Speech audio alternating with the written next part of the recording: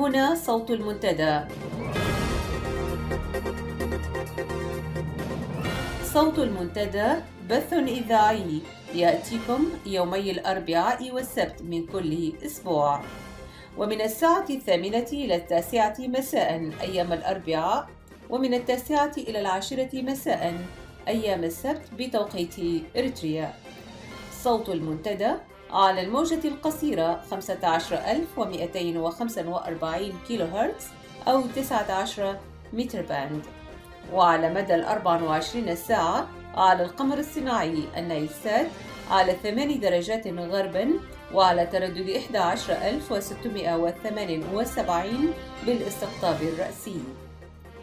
صوت المنتدى إعلام مستقل وحوار وطني بناء. صوت المنتدى.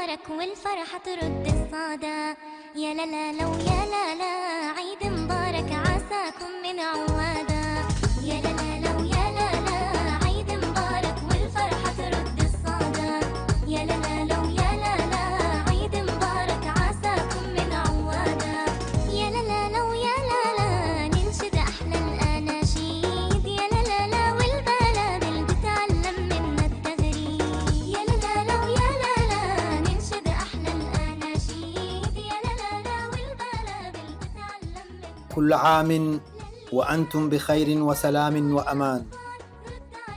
باسمي وباسم أعضاء المنتدى الإريتري أتقدم منكم مستمعي ومستمعات صوت المنتدى ومن شعبنا الأبي الكريم بالتهاني والتبريكات بحلول عيد الفطر المبارك. عاده الله علينا جميعا وأسرانا أحرار، ووطننا ينعم بالحرية والسلام والاستقرار.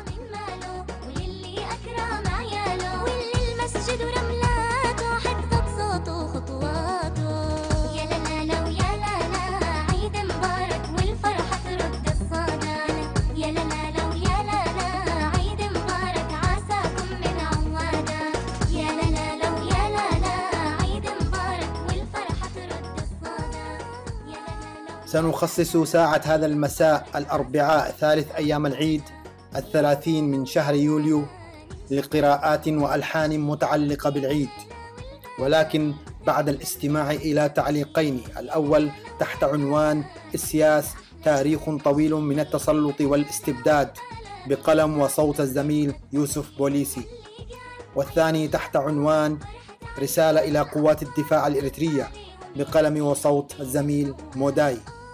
وعيدكم سعيد وعساكم من عوادة.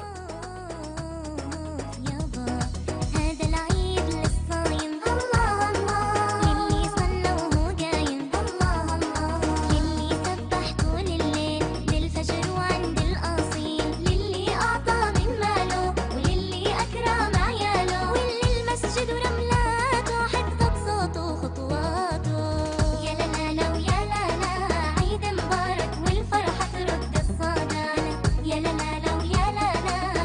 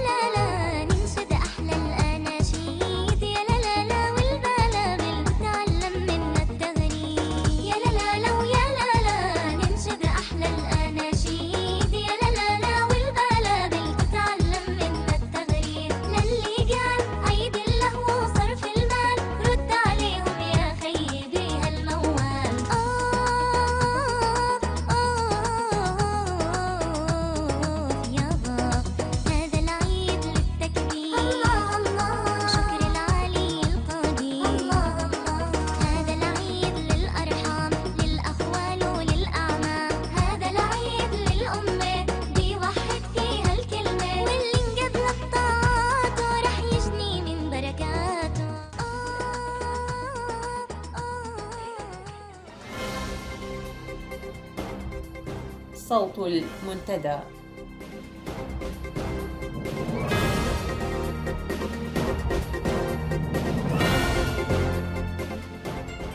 السياسة تاريخ طويل من التسلط والاستبداد.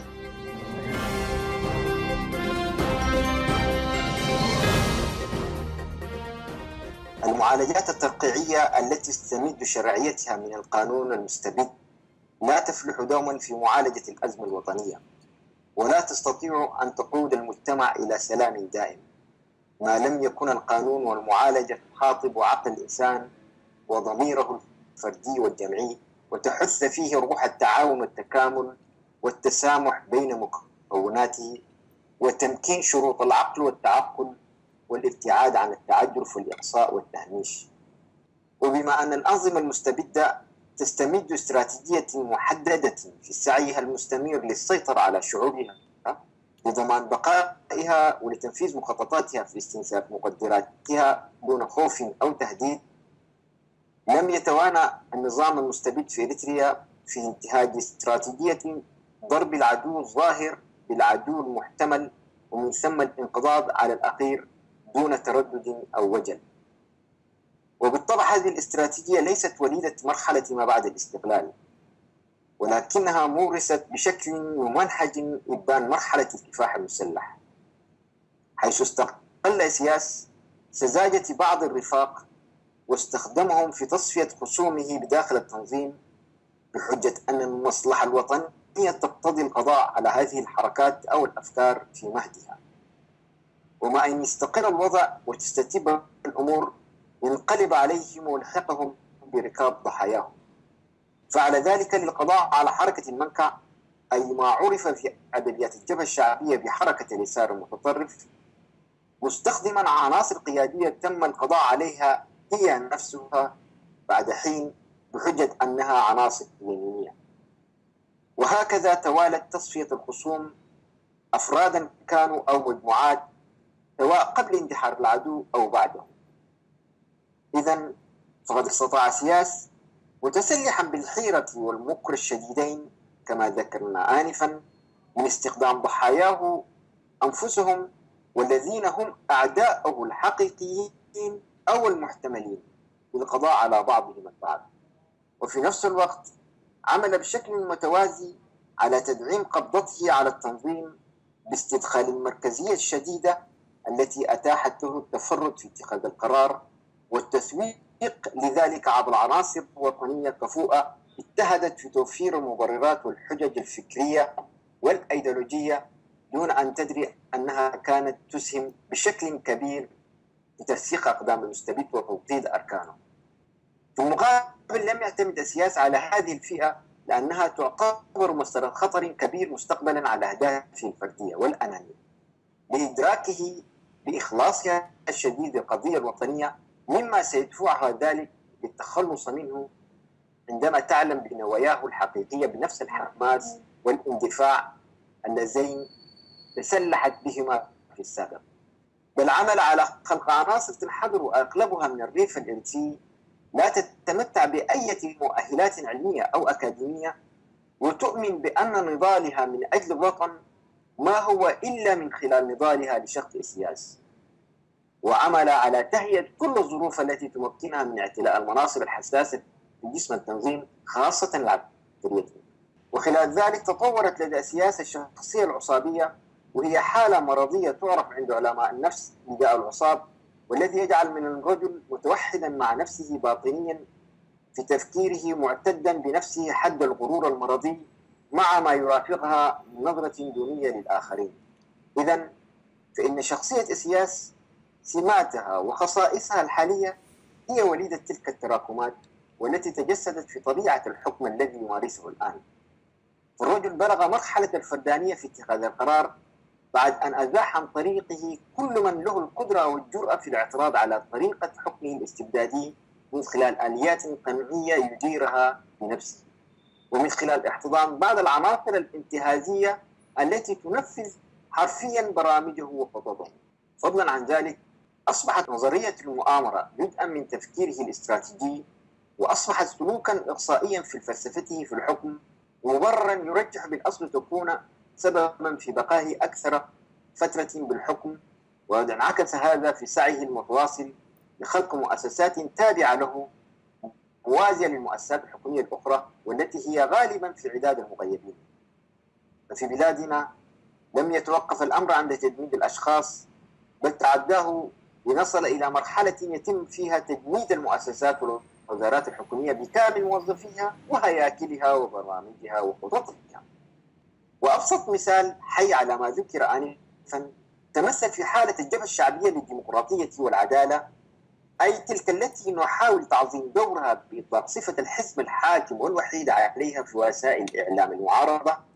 سنجد أنها عقدت آخر مؤتمر لها في فبراير عام 1994، أي قبل أكثر من 20 عاما، وهو لافت للنظر حتى بمعايير تجربة الجبهة الشعبية نفسها، حيث احتاجت ل10 سنوات لعقد مؤتمرها الثاني في عام 1987 بعد أن عقدت مؤتمرها الأول في عام 1977، و7 سنوات بين مؤتمريها الثاني والثالث وهو الأخير بعد إعادة التسمية إلى الجبهة الشعبية للديمقراطية والعدالة في عام 1994. فأين محلها من الإعراب الآن؟ أين اجتماعاتها؟ أين نشاطها؟ وأين ذراعها التشريعي وتنفيذيتها؟ وأين عناصرها القيادية؟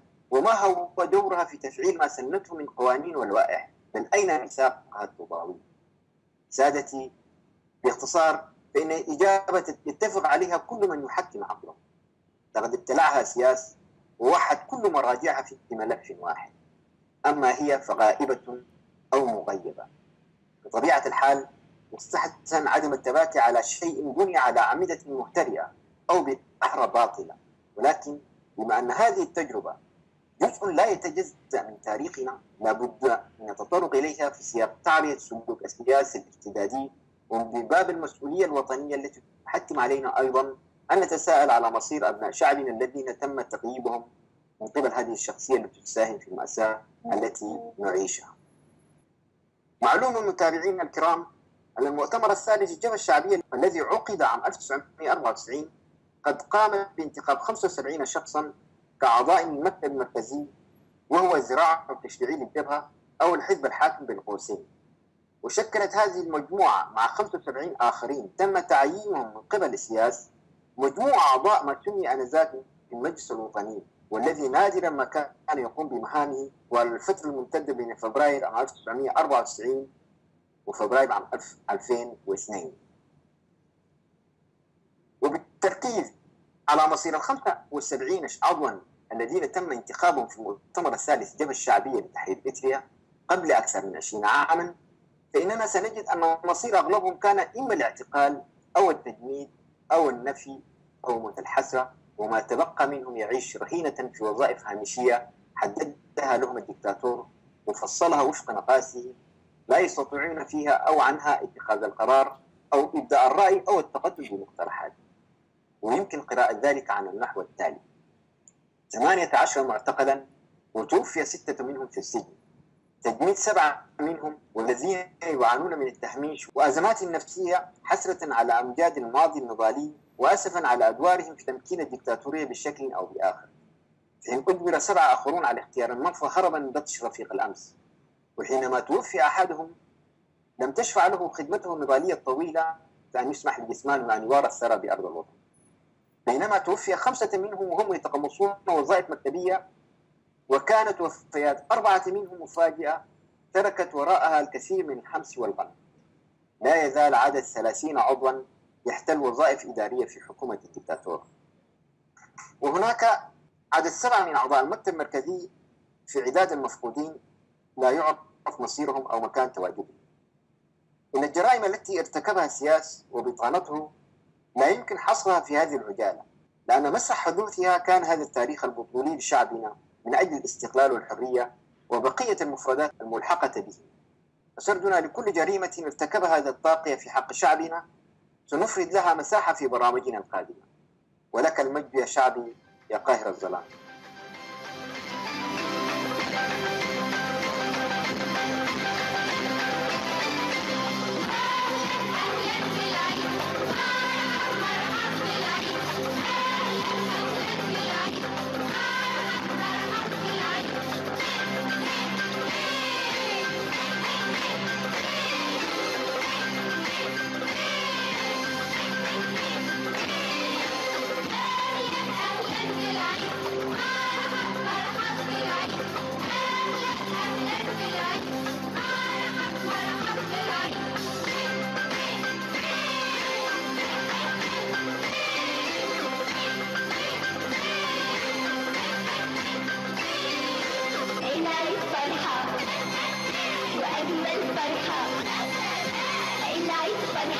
وأجمل فرحة تجمع شمل قريب وبعيد سعدنا بيها بيخليها سعدنا بيها بيخليها ذكرى جميلة لبعد العيد. العيد فرحة وأجمل فرحة العيد فرحة وأجمل فرحة تجمع شمل قريب وبعيد سعدنا بيها بيخليها سعدنا بيها بيخليها ذكرى جميلة لبعد العيد. غنوا معايا غنوا قولوا ورايا قولوا غنوا معايا غنوا قولوا ورايا قولوا كتر يا رب في أعيادنا وافرح فيها البركة وزيد. جانا العيد أهو جانا العيد جانا العيد أهو جانا العيد. أهلا بالعيد مرحبا بالعيد أهلا بالعيد مرحبا بالعيد.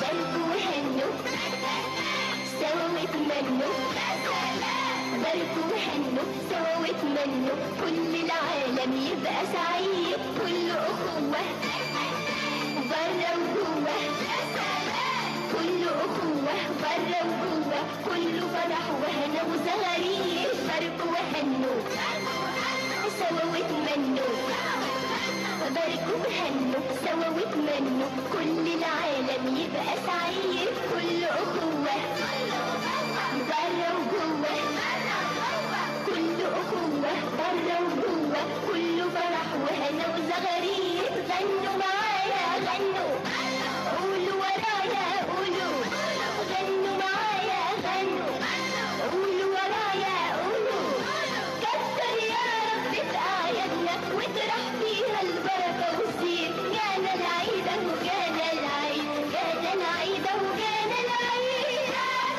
أهلا بالعيد مرحب بالعيد أهلا بالعيد مرحب بالعيد.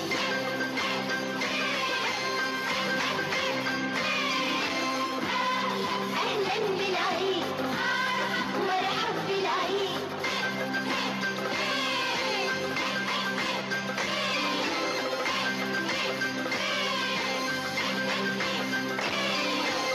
أهلا بالعيد مرحب بالعيد أهلا بالعيد. صوت المنتدى. ليكاسك جيش قوات دفاع إريتريا حايسام حوات أفراد جيش قوات إريتريا السلفة الدنيا مجاق ريت لي تركب أقل عافية كالسلف أقلكم عافية والشغلكم سرقل نتمنأكم سنيتكم تأسنينا وتأشننا وأكيدكم أكيدناتا كما أنف دولة كما انتات لنبع ديب قروبنا كان حتى دولة الزبط كل قروبنا لما تصنع كم صلحو نحن وانتم كم أورا قروب ما تيصاتناتا اللي منو ندبق قسناتو اللي ليكا أقل سكب لحلا أقل فزع وهرقوت لحلا أقل حسوسي وقل اتلهقيانا لفكر ومن اللي على أقل تاقى لقدر لكن أقل تاقى فرصة لي ركبة هي نسال أقل نقباتو يوم جيش قوات دفاع إريتريا من أباي حقا مدرو وشعبو الدفاعات تنتو ديب عدو وشفرو سبقو بحوية ولا جلال بلوم شفتيت للزمت هلا أنتم من معدي لما تسأباي تعقبو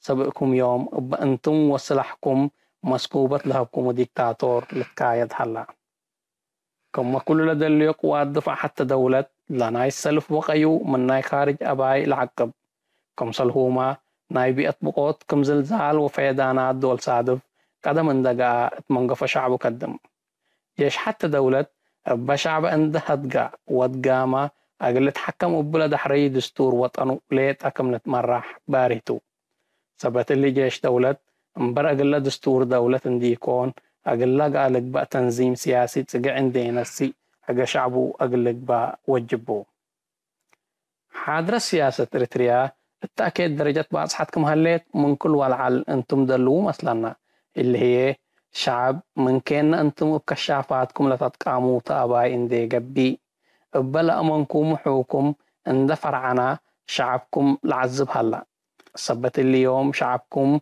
أقلت أتناقفو واتعقبو اتكم سايتو عباية الهليت كما جيشنا وشعبنا كله لدليو دستورنا برئيس إساس اندك كترا مكتبة زيادة 10 سنوات لقوف هلا كما حق حريات للتمنينا هو التمنيكمو حكومة ديمقراطية وطنية أجن أسسي غدرنا من حرية أسك أزي 10 سنة بقي قبي بحقلت خضعنا اللي لقبا انديكون لبند عابيكم من فجر قبي اتبلو أصبركم أقل صبركم كم أقل نسيو سبت اللي أسك مي دولتو أقل نتحملو وأسك مي دولتو أقل نصبر يوم كفيك لتبلو أتا وقراركم لتنصوتا أمعلتا أقل زياد 3 سنوات اتكمتو لناس دستورنا دمان أقل حكومة انتقاليات الديمقراطيات لنتعد أبو اتلجوه جيشنا بقلبو وأهدافو بدستور وطننا أقل تمرح لازمتو الدستور ما تمرحيه أقل عدو الشعب مقدام معناتو دستور أقل فنجيله شعب وحكومة لهلا دارت قيد لودي مستندتو اللي اتمشنقل عدنا لهلا ديكتاتور حيلة بارودة بيسبت لبل أقل مطالب وأسئلة شعبنا عندك يدا قيس هلا عدنا اتقوي تطور أقل إيه تأسيرر كم إشوخ حتصور بطورة هلا بدستورنا قيد أقل لقبأ قلو وجب التل وقت أفراد جيش دفاعكم كل قبيل اتأكيد منبروت الهلا اتكلوا دفاعات لهلا ياكب الجيش سنة بقي قبي قلد وفريهو اتأجباب حودام للأتي كبوت شغل اتكدما وبحود من أديكت أفو كليبة حسلادي أقل الهلا عو العداقة كم إيلك هل مستيريكون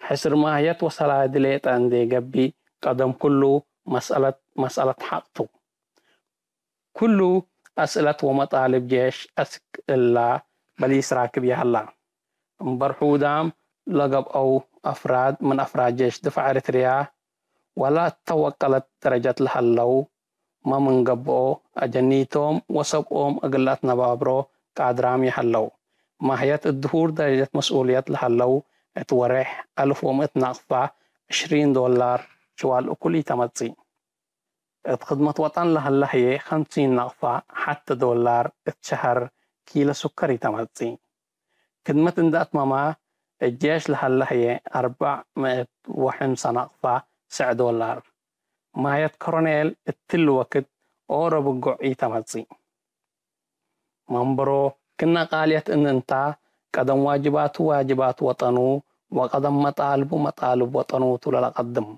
سبت اللي كل اتنبور أقل بلس دفع اندبيلا بملها يقدم هلا أسك أزي من كلمة ألف لبزحو أفراد جيش دفاع إريتريا حقهم قل ركبوا سبتي قدروا من عدهم لجأوا اللهم ما بزحوهم كل حروبات فراسة تحاربوا شباب إريتريا من أباي لأنقفوتهم من اللهم الصحراء وأبحور لترفوا حونا حودام إيكون مالي الدفاعات مسلكم لعلوتهم بزحام من أكي وداي فرروت رحوم لتبطوا قادات براقيد وبطلوني ما اندي ترفو أبتت هيبهم ماهيت مسلها الليت مدهوار اقتصاد أجنيتهم أقل اللي صرفوا سبتي قدروا أنسهم وأجنيتهم وويلدتهم سفر كرم بحاملة كدن أقل حالوف ومن أكان اتقبض عصب كل هاللو حودام إيكون اللي من أقل تتهاقي واتكرسك أقل تعقروا للتحري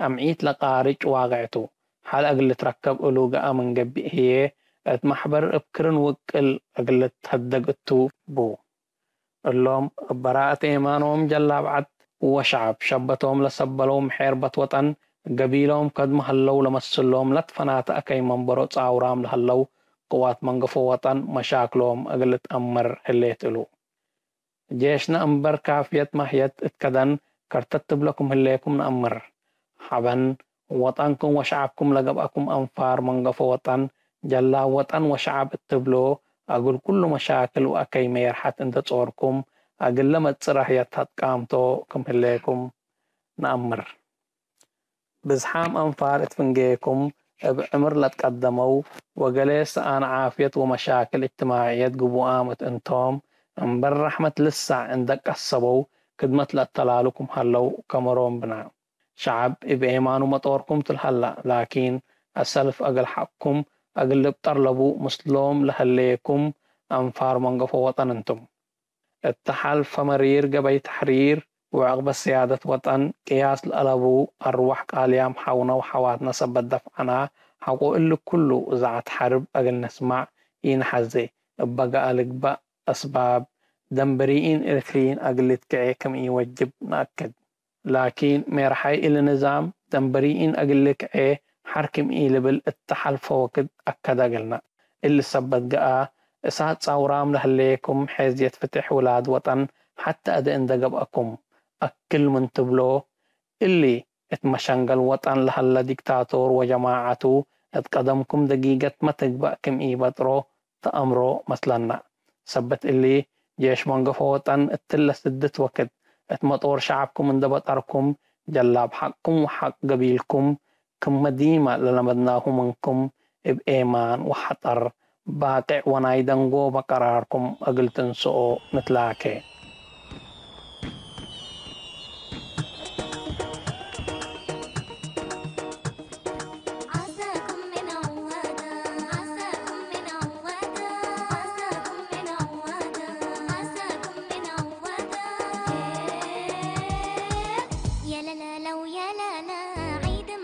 والفرحة ترد الصدى يا لا لا لو يا لا لا عيد مبارك عساكم من عوادا يا لا لا لو يا لا لا عيد مبارك والفرحة ترد الصدى يا لا لا لو يا لا لا عيد مبارك عساكم من عوادا يا لا لا لو يا لا لا ننشد أحلى الأناشيد يا لا لا لا والبلابل بتعلم منا التغريد يا لا لا لو يا لا لا ننشد أحلى الأناشيد يا لا لا لا والبلابل بتعلم منا التغريد للي جاب فرحة عيده للأطفال رد عليهم يا خيبي هالموال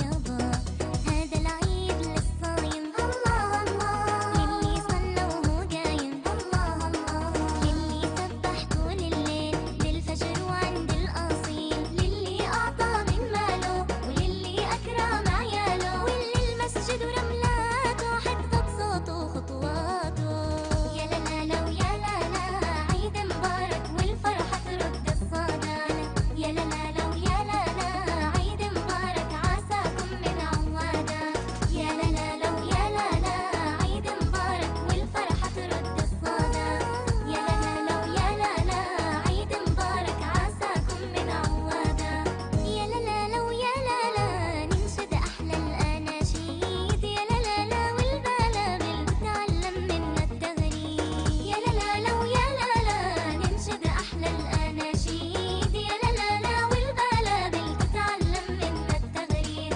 للي قال عيد اللهو وصرف المال رد عليهم يا خيبي هالموال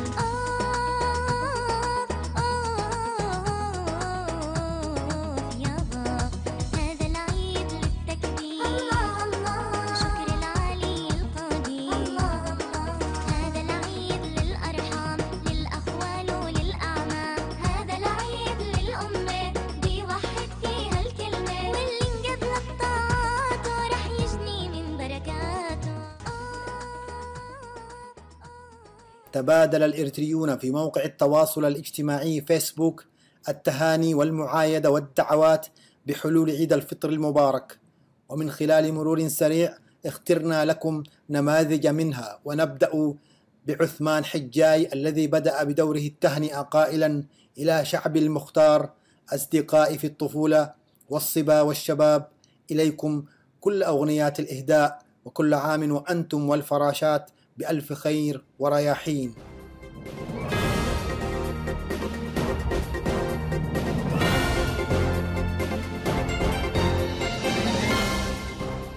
وفي صفحة شباب من أجل الإنسانية والبناء نقرأ لكم ما يلي: في لحظات الفرح والعطاء والتواصل والتراحم والتعاضد والتكافل، يسعدنا في شباب من أجل الإنسانية والبناء أن نتقدم بالتهنئة للأمة الإسلامية في مختلف بقاع الأرض بحلول عيد الفطر المبارك، ونهدي كل الأمنيات الجميلة للإنسانية جمعاء، وأمنياتنا باقية بأن يجيء علينا العيد القادم وبلادنا ترفل بالسلام والتعايش الاجتماعي وتعمها التنمية والرخاء، وكل عام ونحن وأنتم أسرة واحدة نمنح بعضنا الكثير من القيم والأخلاق ونحقق الطموحات والتطلعات.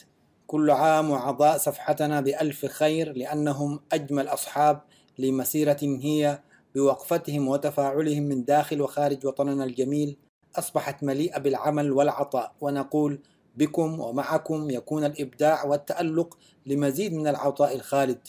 وها هي مجددا يدنا نمدها لكم قائلة: معا نجعل حياة البسطاء والمحتاجين مليئة بالسعادة، ونطرق لهم أبواب الخير كي نخفف أحزانهم ونحول دموع صغارهم لابتسامة صادقة نابعة من القلب. كونوا بخير وعافية. شباب من أجل الإنسانية والبناء.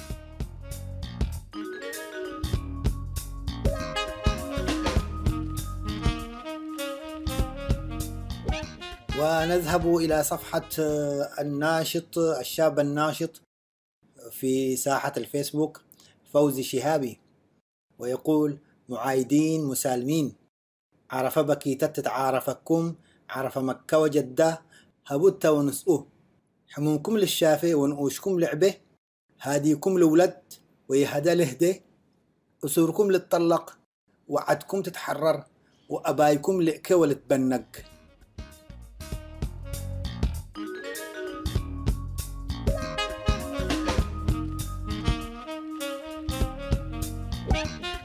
وفي صفحة أحمد شيكاي نقرأ: تقبل الله الصيام والقيام وكل الطاعات، وكل عام والأمة ترفل في ثياب الأمن والعافية ورداء الكرامة.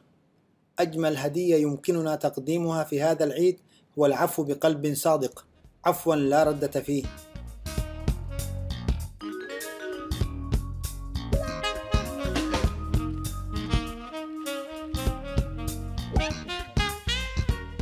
إدريس علي سليمان في صفحته على الفيسبوك يقول: حالة خاصة جدا، دعوات تتزاحم كل عام ربما لا تستطيع أن تحصيها، وفي أحيان كثيرة تمر عليها مرور الكرام وربما لا تلقي لها بال، من قبيل ربنا يحقق أمانيك والقابلة زي ما عايز وإلى آخره.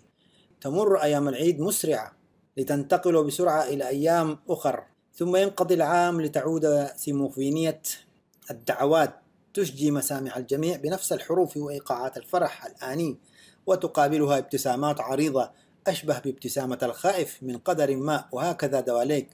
لكن فليكن، وما لنا بالمجهول، فلنحدث أنفسنا بإشراقة عيد سعيد في مكان ما وفي زمان آخر تقبل فيه الدعوات حتى لو لم تكن من الغير.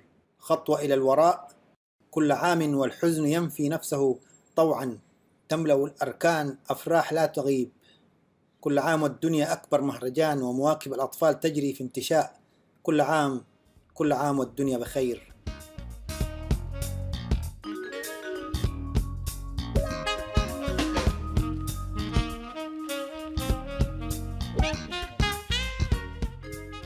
وفي صفحة شرف الدين محمد زين بالفيسبوك نقرأ للشاعر والدكتور عايض القرني قصيدة تعاكس القصيدة المشهورة بأي حال عدت يا عيد.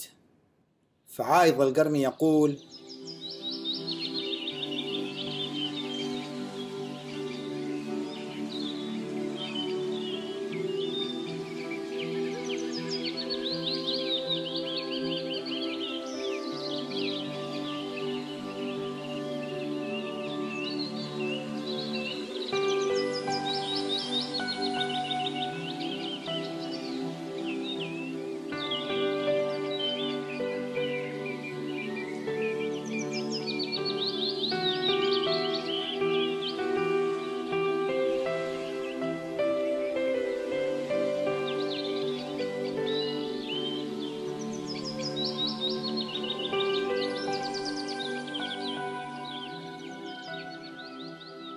عيد على خير حال عدت يا عيد، فنحن في مسمع الدنيا أناشيد، على شفاه فم العلياء بسمتنا، ومن غمام سمانا يروق العود. وكيف نأسى وفي أرواحنا ألق من رحمة الله منها تعشب البيد. نحن الحياة فهل تقسو الحياة بنا، ومن وحينا سال بالأنهار جلمود.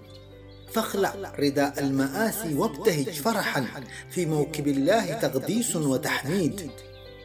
هل رد صخرا على الخنساء مأتمها، أم عاد بالدمع والآهات مفقود؟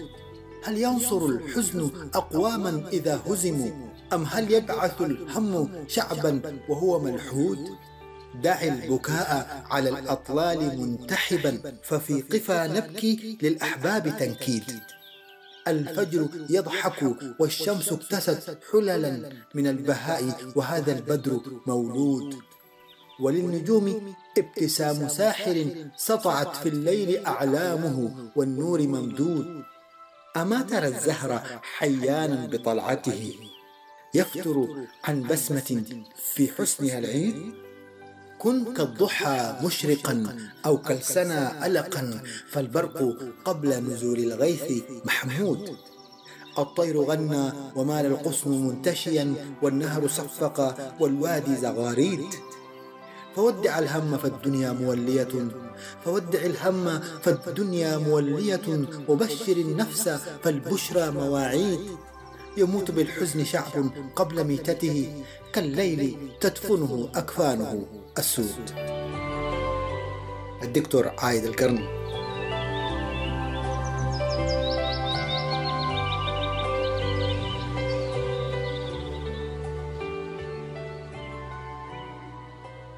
معروف عن الدكتور القرني دعوته للفرح والابتسامة، دعوته للتفاؤل، وله كتاب مشهور، كتاب واسع الانتشار، كثير الطبعات، عنوانه لا تحزن. لا تحزن، كتاب معروف ترجم إلى لغات عالمية عدة، ينهى عن الحزن. عصارة ما قرأ القرني في حياته عن النهي من الحزن، وعن التفاؤل، وعن الابتسام، وعن فوائد الفرح. يدعو القرني في كتابه ذاك ألا نكون أسارى لماضينا وأحزاننا وهمومنا. وهذه القصيدة تعتبر واحدة من دعواته الكثيرة إلى الفرح وعدم الحزن. ولأن العيد يوم فرح، فلذلك قرأنا عليكم قصيدته التي يدعو فيها إلى الفرح.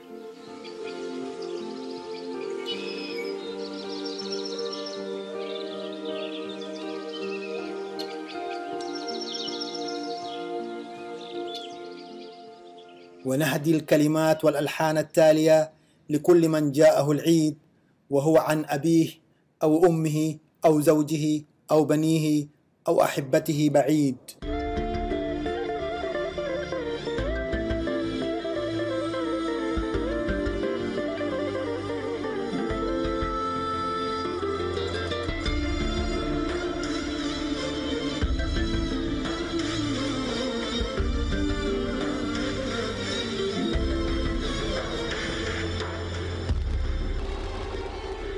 الليل عيدي وانت بعيدي، والليل عيدي بس رجوعي من بيدي.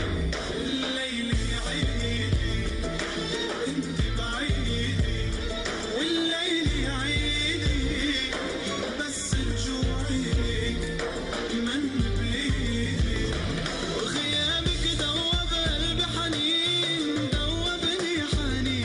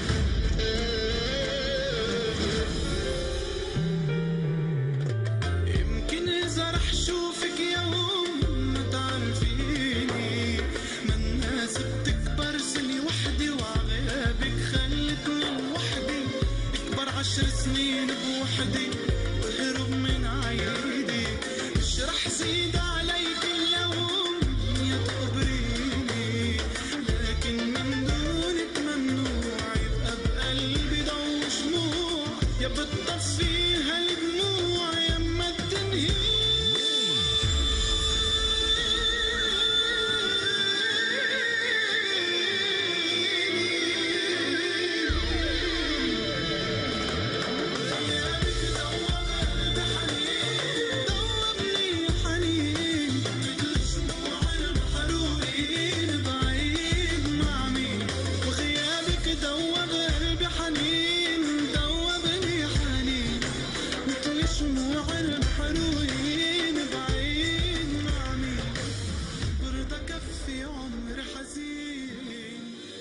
ولغزة أيها المستمعون والمستمعات حضور في قلب وكيان كل إنسان حر.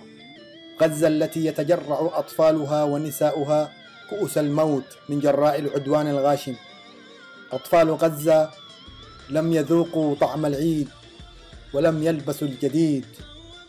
لهم ولكل الشعوب المقهورة نقدم هذه القصيدة للشاعر باكوس، وتحية لغزة.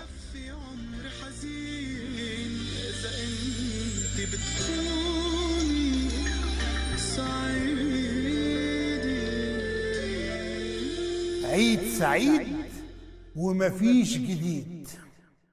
أبويا قال لنا يا ولاد القوة ضعف من غير اتحاد، والكفر تلتينه عناد، ومات واتذبحنا وفضلنا زي ما احنا بنتقتل بسلاحنا ومفيش جديد.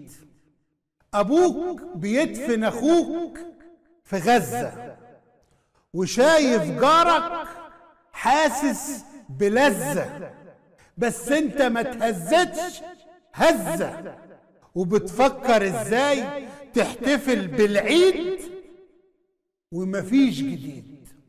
هتسمعني وتديني ودانك وتقول الله عليك وتسلم ايديك وصح لسانك، وتفضل قاعد مكانك مشلول ما عندكش حلول زي الصنم الحديد ومفيش جديد.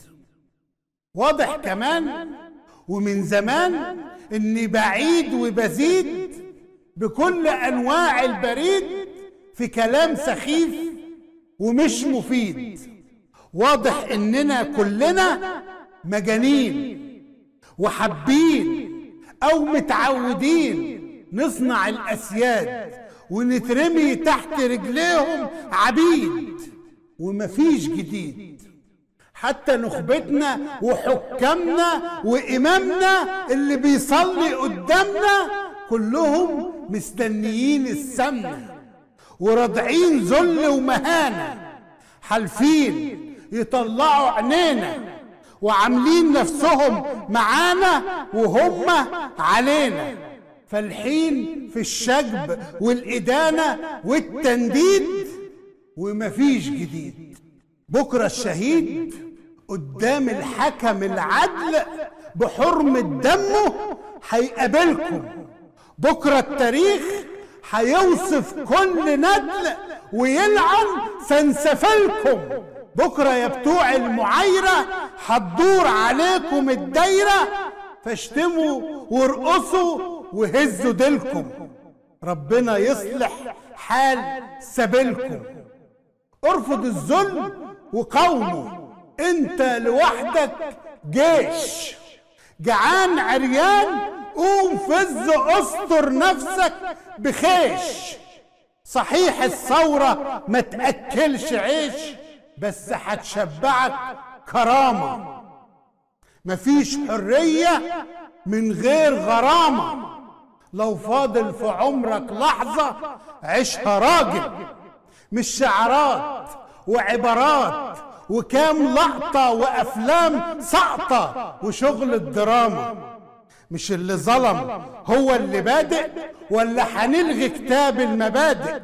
النضال في الخنادق بالمدافع والبنادق، مش كوفية والقاء في فضائية وعلم ومؤتمر في الفنادق وكلمتين تلعن فيهم أوباما. يا منهزم يا بليد، أنا ليك اتكسفت وانت اتكشفت، ما عندكش جديد. عدوك اللي منك بيعرف فين يوجعك، بس الله معك.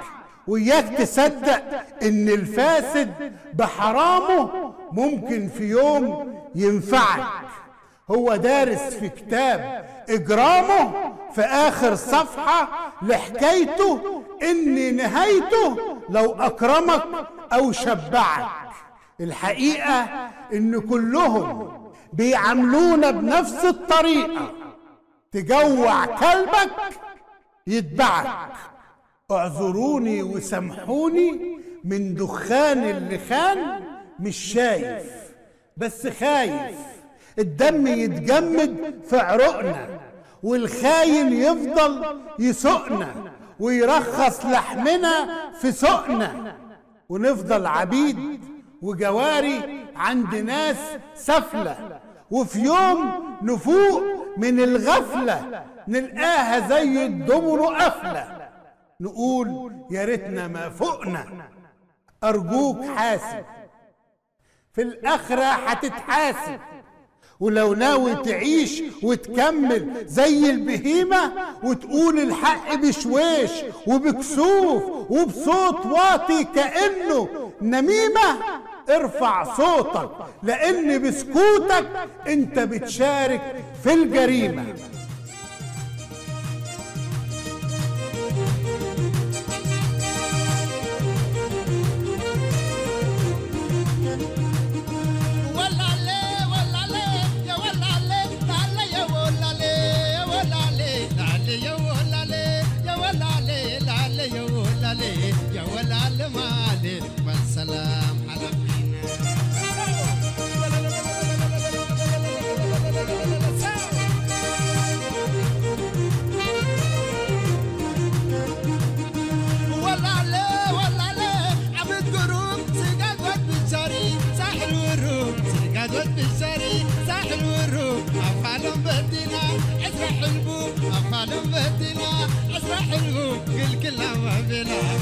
كل ما عليه والسلام على فينا.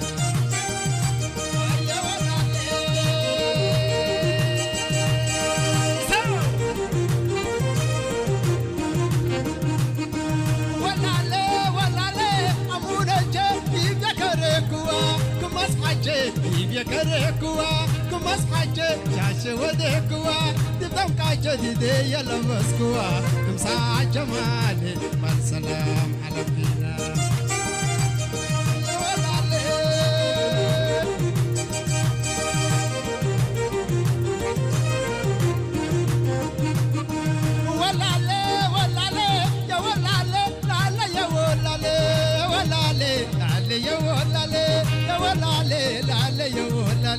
يا ولا لو مالي والسلام على فينا.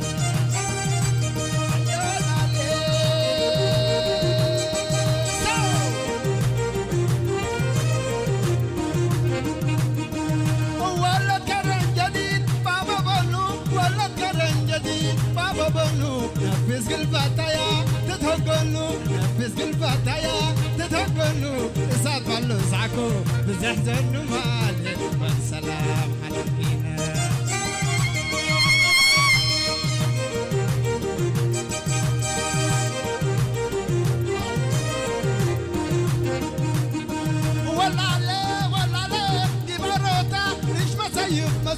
لا ستيتا ريش مسيف مسل لا ستيتا بالرسنج لا يبقى في تمالي والسلام على فينا.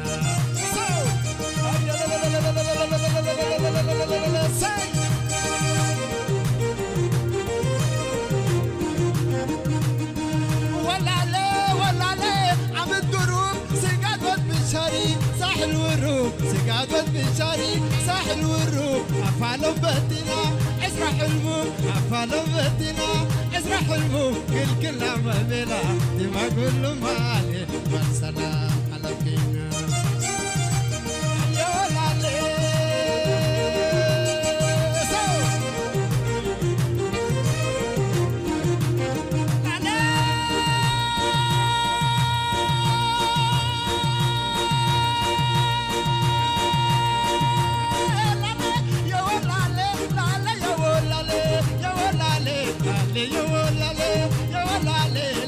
يا ولالي يا ولا المالي والسلام عليكنا يا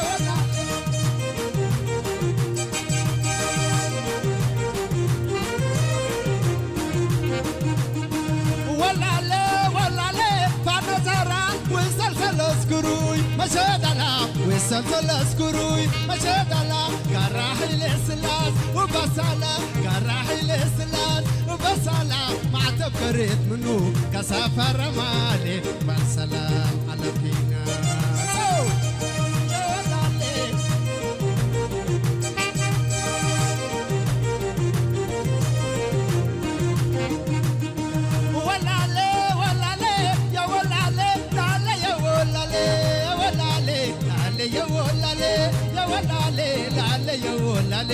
يا ولا له مالي والسلام على فينا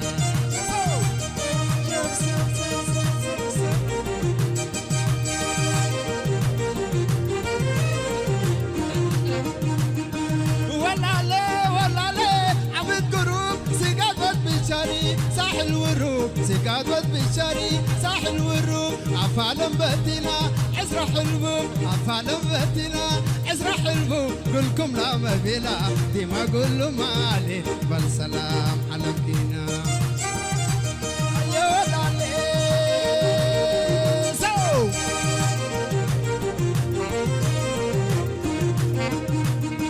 ولا اسمع توحيد معلق الردالي شادر لوي معلق الردالي شادر لوي يوم عم تبلكا قد طوي يوم عم تنحكا قد سوى مالي بالسلام على فينا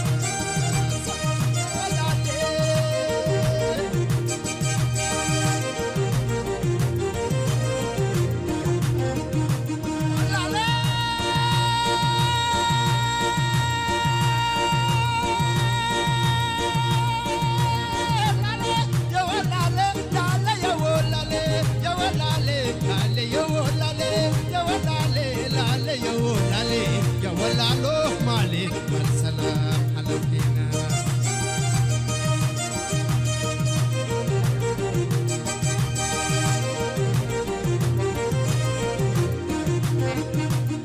وشوف له منك شوف له حاسد ما جبر له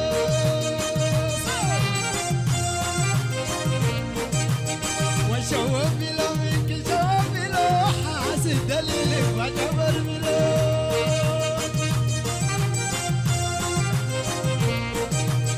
وشوف له منك شوف له حاسد دليلك ما جبر له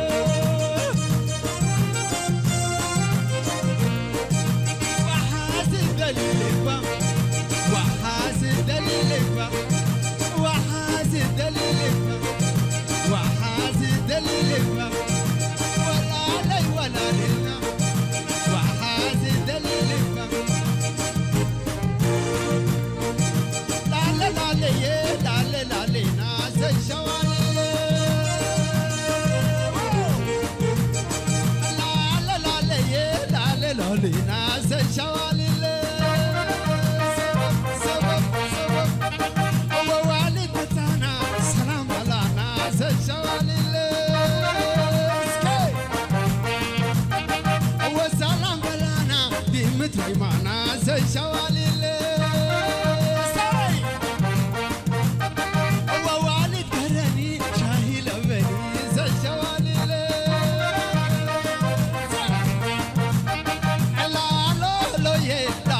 لناس الشوالي ولا لا لا لا لناس الشوالي لا لا لا لنا ولا لا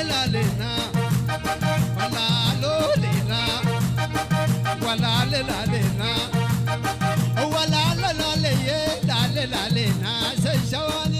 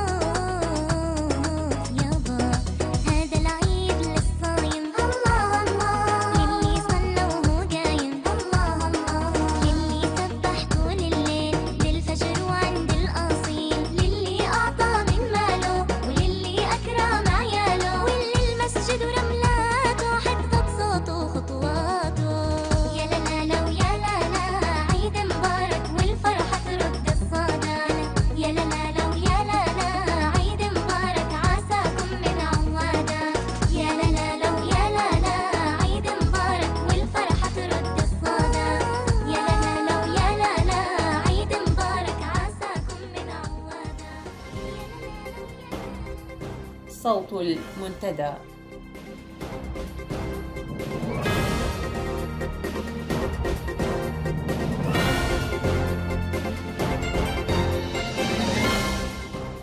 بهذا وصلنا وإياكم إلى ختام ساعة هذا المساء، حتى لقاء جديد بإذن الله، كونوا بخير.